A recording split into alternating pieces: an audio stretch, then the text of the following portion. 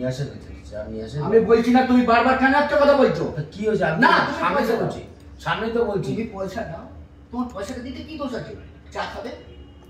দিচ্ছে সামনে সামনে নয় আমি 6 মাস ধরে তোমার নাটক আমি জেনে গেছি তোমার নাটক আমার পয়সা পান না তোমার নাটক জেনে গেছি তারপরে প্রদীপ দাও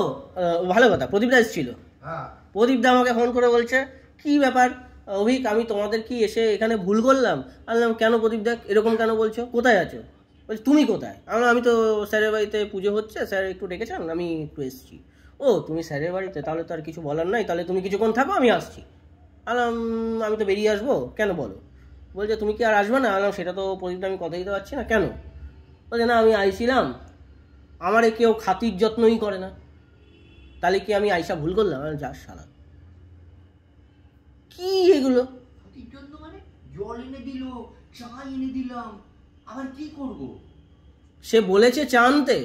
সে বলেছিল প্রদীপদা এই তো বললো বললো প্রদীপদা কি নিজে মুখ ফুটে বলেছিল এই আমাকে অর্ডার করছে ভাড়ে করে চা নিয়ে এসো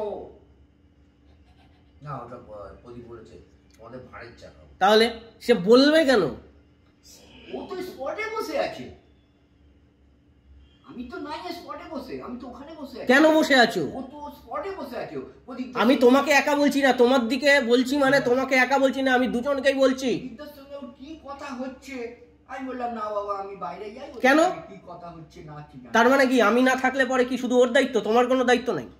বাবা অনেক তো পার্সোনাল কথা থাকতে পারে কি পার্সোনাল কিসের পার্সোনাল কথা এর বন্ধু পার্সোনাল কথা আমার থাকতে পারে এর বন্ধু থাকতেই পারে প্রদীপদা তো এর বন্ধু হয় আর পার্সোনাল কিসের এত আমি তো এটাই বুঝে পাই না সবসময়